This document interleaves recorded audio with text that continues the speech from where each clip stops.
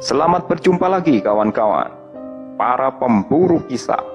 Malam ini bertemu kembali kita dalam My Story Zone. Jangan lupa siapkan headset, siapkan kopi. Tapi kalau ke belakang jangan pernah pergi sendiri.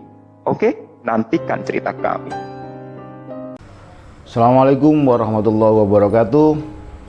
Ketemu lagi kawan-kawan dengan My Story Zone, kumpulan kisah horor dan misteri. Saya masih ditemani oleh Kang Surya. Selamat malam Kang Surya, sehat? Selamat malam Mas Zaki, baik.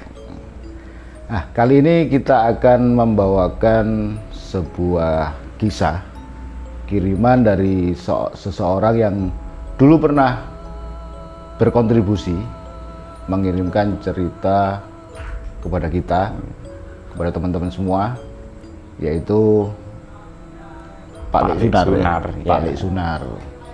Pak Lek Sunar ini berprofesi sebagai seorang tukang pangkas rambut. Nah, bagaimana keseruan ceritanya? Monggo Kang Surya diceritakan kepada teman-teman. Ya, jadi seperti yang disampaikan Mas Zaki tadi, Pak Lek Sunar ini dulu pernah ya berkontribusi, berbagi cerita untuk rekan-rekan Mystery Zone. Mungkin kalau teman-teman flashback ya kira-kira berapa ya, 4 tahun lalu 4 tahun lalu ya. Beliau ini sempat berbagi cerita mengenai profesinya waktu dia masih menjadi tukang potong rambut, kemudian dia pindah ke lokasi karena ke lokasi lain ya, karena mungkin sudah tempatnya tidak sesuai lagi. Lokasinya itu berdekatan dengan pemakaman umum, di sampingnya dinding pemakaman umum pas. Dan Pak Lek Sunar ini termasuk orang yang pemberani ya. Di episode itu kan dikisahkan beliau itu bertemu dengan banyak godaan, gangguan, sampai akhirnya yang paling usil itu beliau itu sampai harus dipaksa dikerjai sama anak makhluk halus ya, anak kecil yang rambutnya dipotong nggak bisa-bisa itu. Akhirnya sempat berbagi cerita waktu itu, dia kan ngambil sapu lidinya yang biasa dipakai bersih-bersih di pemakaman umum miliknya orang-orang yang biasanya ditaruh di dekat pintu itu, diambil dan itu dipukulkan ke anak-anak itu pada lari semua.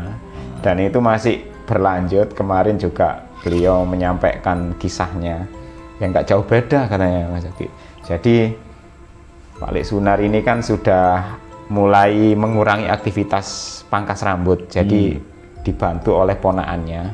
Jadi ponakannya ini sekarang istilahnya sudah mulai mahir. Jadi Pak Lek Sunar itu kalau banyak orang lagi minta potong rambut, dia nggak ngatasi, keponakannya bantu. Tapi sekarang katanya justru sebaliknya, keponakannya yang lebih banyak istilahnya motong rambut. Jadi Pak Lek Sunar ya kalau overload, banyak konsumen datang, banyak orang yang mau potong rambut, dia baru bantu.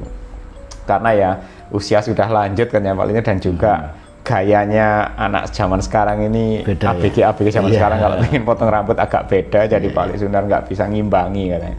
Nah, cuman Pak Lek Sunar kemarin bercerita bahwa ya masih ada hubungannya dengan yang dulu. Jadi waktu itu Pak Lek Sunar kan di kisah yang sebelumnya Mas Zaki, dia itu benar-benar baru menyadari bahwa sapu lidi yang sudah rusak, yang pernah dipakai orang-orang untuk bersih-bersih makam itu kan biasanya dibuang atau ditaruh di samping pintu pagar gitu ya. Itu sama Pak Lek Sunar dikumpulkan memang sengaja. Jadi dia itu dikumpulin terus dibawa ya untuk bersih-bersih juga di sekitarnya, diminta lah katanya Pak Lek Sunar. Cuman ya istilahnya kalau orang-orang pinjem ya boleh. Cuman Pak Lek Sunar antisipasinya sebenarnya bukan hanya sekedar bersih-bersih, karena memang dia tahu bahwa benda seperti itu ternyata punya sesuatu energi yang agak beda Mas Zaki. Jadi bukan mungkin kalau untuk bersih-bersih daun, bersih-bersih sampah mungkin sudah banyak yang nggak mampu ya, karena sapunya kan sudah tua, lidi-lidinya juga sudah istilahnya sudah mudah patah. Tapi kalau untuk bersih-bersih yang lain katanya Pak Lek Sunar masih bisa, bersih-bersih lain dalam tanda kutip maksudnya. Jadi seperti kebiasaannya Pak Lek Sunar itu sering ngumpulin bekas-bekas lidi yang berjatuhan di pemakaman habis nyapu. Itu juga sapu-sapu yang sudah lama nggak dipakai dikumpulin, ya dipakai sekali 2 kali walaupun masih sering rontok, tapi nggak masalah ya, Pak Lek Sunar. Jadi dia masih tetap pakai itu Sampai pada suatu ketika ini ada salah satu temannya. Jadi temannya ini memang sengaja untuk nemui Pak Lek Sunar. Jadi mungkin temannya ini mungkin teman main ya, istilahnya juga usianya katanya ya teman sebayanya Pak Lek Sunar, terus juga mulai dari kecil sering ketemu bareng. Nah kebetulan temannya ini punya hobi ya apa kayak naruh keramba di sungai. Jadi mencari ikan, dikasih umpan seperti kayak keramba gitu, ditaruh di sungai. Kemudian juga setelah sehari semalam besoknya diambil. Cuman temannya itu akhir-akhir ini sering diganggu katanya. Gangguannya ada 2 macam. Di salah satu sudut sungai itu Mas Zaki, memang di situ terkenal banyak ikan, airnya itu tenang. Pak Lek Sunar juga tahu kalau tempat itu memang agak wingit lah. Lah temannya ini sempat bilang, aku kalau ke sana sebenarnya ikannya itu banyak. Cuman ya sering diganggu yang gitu-gitu, artinya diganggu penampakan dan lain sebagainya. Halah kamu kan sudah tua, kita ini seumuran katanya Pak Lek Sunar, masa sama gitu takut? Ya takutnya sih enggak, cuman kadang-kadang kaget katanya dia. Tahu-tahu muncul itu bikin kaget. Lah terus sama yang kedua katanya temannya, aku itu sering di area situ itu banyak kayak binatang kayak berang-berang gitu. Jadi kadang-kadang itu kerambaku itu rusak, digigit sampai rusak kerambanya, ikan-ikannya juga diambil. Jadi ya dia itu istilahnya curhat ke Pak Lek Sunar. Nah terus aku tanya-tanya sama orang yang mengerti, orang yang paham. Katanya ya suruh nemui kamu, nemui Pak Lek Sunar maksudnya. Apa, nyari apa kok suruh nemui aku? Ya itu loh, minta sapu yang biasanya kamu pakai, yang kamu taruh di belakang pagarnya kuburan, pagarnya makam. Oh ya enggak apa-apa, ambil aja, itu juga bukan sapuku, itu kan sapu bekas, sapu lama yang di makam ini sudah nggak dipakai lagi. Yang bersih-bersih makam orang-orang biasanya, anak-anak yang biasanya bersih-bersih itu juga tak minta, dikasihkan, tak ganti, ini tak pakai, karena aku sendiri kalau pakai sapu baru juga ngapain, mau aku gak nyapu area makam katanya. Ya sudah aku minta ya. Oh ya sudah nggak apa-apa, ambil saja, tapi ya jangan diambil semua katanya Pak Lek Sunar. Lah akhirnya setelah ngobrol-ngobrol, diajak duduk, dia itu cerita kalau sering naruh itu kadang-kadang di sana itu ikannya memang banyak katanya. Cuman ya itu siang bolong itu kadang-kadang ya ada perempuan ketawa gitu, tahu-tahu ada di belakangnya, ditengok dilihat itu nggak ada gitu. Siang ini ya? Iya lah, terus kamu masih beneran nyari ikan di sana? Ya ini tak coba dulu, makanya aku minta sebagian dari lidi dari sapu ini nanti tak pakai syarat untuk ke sana katanya. Akhirnya setelah ngobrol-ngobrol, cerita beberapa kejadian yang dialaminya, dia pun minta beberapa batang lidinya sapunya Pak Lek Sunar itu. Hingga akhirnya beberapa hari kemudian datang lagi orang itu, tapi temannya ini sudah senyum-senyum katanya, istilahnya ya kayaknya berhasil gitu. Dia datang nemui Pak Lek Sunar sambil membawakan beberapa kue gitu, sambil bawa kopi, ya diajak ngobrol. Nggak ada pelanggan kan? Nggak ada. Gimana yang kemarin, tanya Pak Lek Sunar. Ya alhamdulillah, istilahnya ya gangguan tetap ada, tapi nggak seperti dulu ya.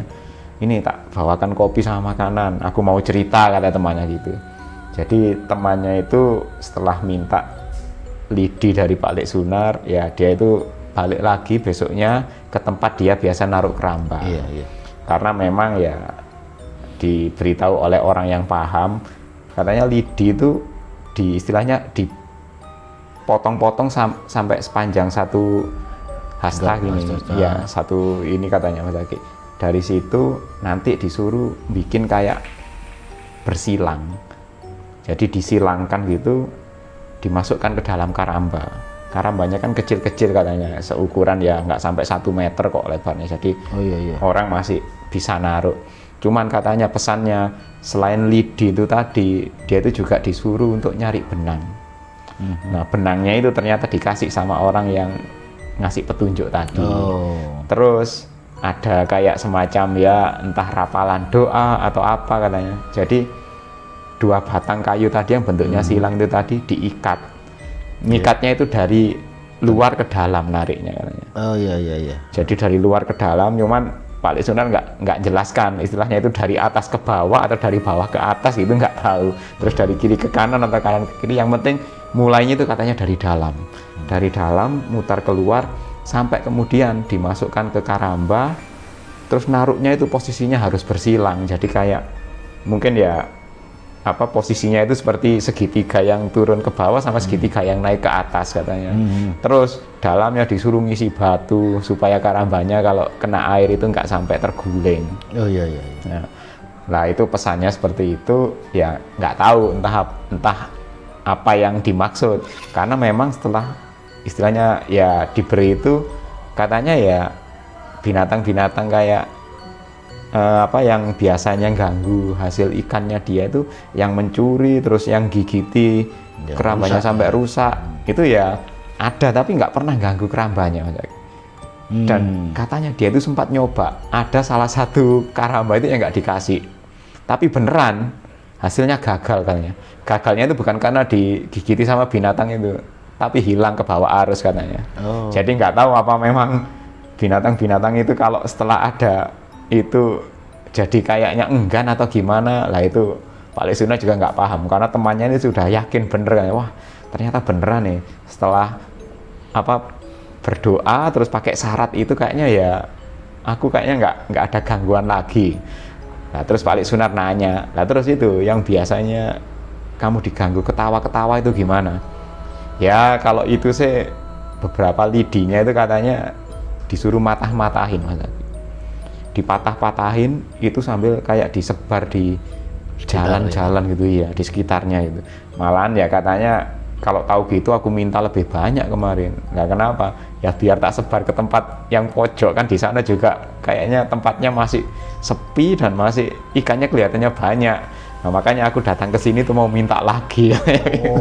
Dan katanya memang makhluk itu kalau ya istilahnya sering goda itu, kalau di situ itu banyak lidi yang ditebarkan gitu, ya kayaknya menghindar. Nggak tahu apakah memang istilahnya benda-benda potongan-potongan lidi itu mengganggu atau membawa energi yang lain, itu sendiri juga nggak tahu. Cuman ya Pak Sunar akhirnya setelah mendengar cerita temannya, ya kadang-kadang kemarin juga cerita sambil ketawa-ketawa, ternyata masih bisa ya barang-barang yang bagi orang lain tidak berguna ini ternyata masih ada manfaatnya gitu. Memang awalnya dulu Pak Sunar pernah itu Mas Aki, seperti yang di episode dulu tahun awal-awal di ceritanya Misteri Zone dulu ya, Pak Sunar itu pakai sapu lidi yang bekas buat nyapu makam itu untuk mukuli anak-anak anak-anak gaib itu yang mengganggunya ketika sedang bekerja. Jadi ya istilahnya Pak Sunar ya istilahnya nyampaikan, ya ternyata kadang-kadang kita nggak tahu Mas, barang-barang yang mungkin kita anggap nggak berguna itu ternyata di tempat lain itu bisa bermanfaat gitu. Jadi ya mungkin itu sedikit berbagi kisahnya dari Pak Sunar ini Mas Aki. Menarik sekali ya. Jadi barang yang tidak terpakai kemudian dimanfaatkan untuk melindungi ya, sebagai syarat mungkin untuk melindungi. Dan juga untuk istilahnya untuk mempermudah orang bekerja mencari nafkah mungkin. Keren sekali ceritanya ini. Terima kasih Pak Sunar ya atas ceritanya yang sudah dibagikan kepada kita semua. Dan untuk teman-teman yang belum subscribe, silakan subscribe. Tentunya jangan lupa juga untuk membagikan kisah-kisah kita kepada teman-teman dan orang-orang terdekat Anda. Juga jangan lupa komen di bawah. Terima kasih. Assalamualaikum warahmatullahi wabarakatuh. Bye-bye.